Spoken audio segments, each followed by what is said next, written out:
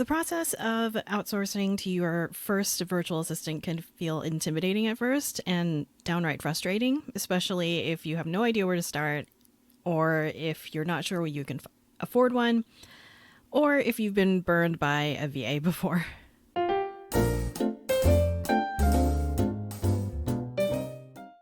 Welcome back. In this episode, I'm covering 3 tips to help you prepare for outsourcing. Maybe in the past, you've realized that you hired someone for your team that just isn't a good fit values-wise, or maybe you'd really rather keep the money your business is making instead of giving it to someone else. While you don't have the ability to control other people's actions, and I can get into that eventually since that's more of a mindset thing, you can prepare yourself for any unexpected setbacks as you look for a virtual assistant. Now, before I get into this, keep in mind, if you're looking for a scale fast and cheap type of deal along the lines of the usual top 10 hacks for scaling a business with free tools and outsourcing, then I'll tell you right now that I'm not who you're looking for. I'm a woman of color, I'm a daughter of immigrants, and I've been a virtual assistant, and I have virtual assistants. For any part of your business, I'd say it's good practice to consciously see if you can keep some distance from the mindset of how can I get it cheap or how can I save money, even though I know that's what we're trying to do because that's how our capitalist world works. But for our purposes, I encourage you to truly see outsourcing as an investment and how paying someone else to help make running your business easier is valuable. For our purposes, I encourage you to truly see outsourcing as an investment and how paying someone else to help make running your business easier is valuable. Value doesn't always come in the form of capital, and I think that's important to keep in mind at all stages of the entrepreneur journey. My intention with these 3 tips to prepare yourself for outsourcing is to show how your process can be as ease-filled. I like that word better than easy. It can be as ease-filled, or it can be as frustrating as you let it be. Take what applies to your situation and then let the rest go. And I mean that for any of the upcoming episodes about workflows and outsourcing. Tip number 1 is to don't take it personally. Remember that whatever you outsource, it's not forever. It will probably take a few experiments and short-term contracts to find someone you want to pay to help you long-term. For example, a lot of folks say they need a virtual assistant to quote-unquote do their marketing for them.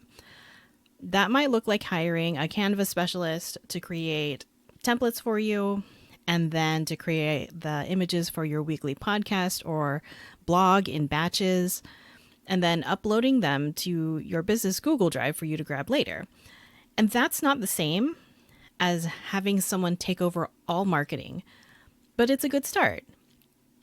The reason tip number 1 is to not take it personally is because it's hard not to take losing money personally, right? Take the example. What if you don't like their graphic design style and the templates that they made for you? Or what if they take longer to get the project done than you were expecting, and now you just have to do it yourself? It's hard not to take that personally because we're trained to believe that having and saving money is the ultimate goal in life, and so that naturally follows us into the way that we set up our businesses. The money that you've invested into the process of finding a virtual assistant hasn't been wasted, even if you haven't found someone to keep around long term yet. It hasn't been wasted because everything you invest in will teach you a valuable skill or give you firsthand experience that will help you in the future. So don't expect perfection, either from yourself or your VA, and try your very best to not take it super seriously or personally. Tip number 2 is to stay true to your big business goals. Stay true to those business goals. If you want your business to be successful in the long run, set some goals for 6 months, 1 year, 2 years, or 5 years down the line. For some business owners, this is a no-brainer. For others, it's like, oh, I did that 2 years ago, back when I first bought my domain, and I haven't looked at it since then. Keeping the big picture in mind is helpful because you probably won't be so bogged down by the thought of spending $100 in a week to have someone help you with something that you believe you can do yourself.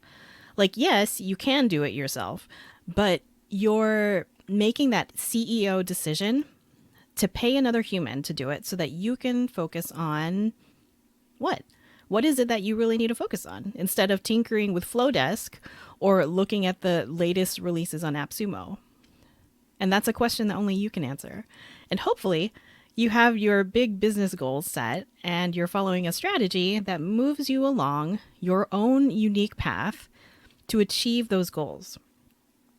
Personally, I'll be honest here, I get kind of freaked out thinking too far in the future. And so that's why I've gotten really good at creating smaller goals and baby steps. I call them stepping stones.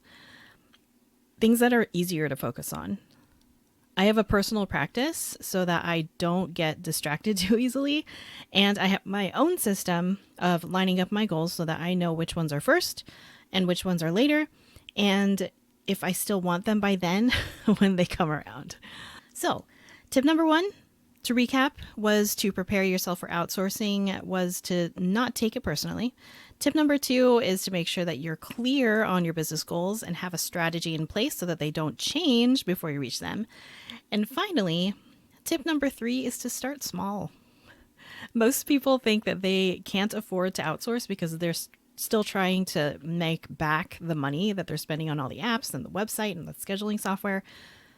But the truth is that a small budget can go a long way if you play your cards right. For example, I actually don't recommend going all in and hiring a social media manager that costs thousands of dollars per month as your first attempt to outsource.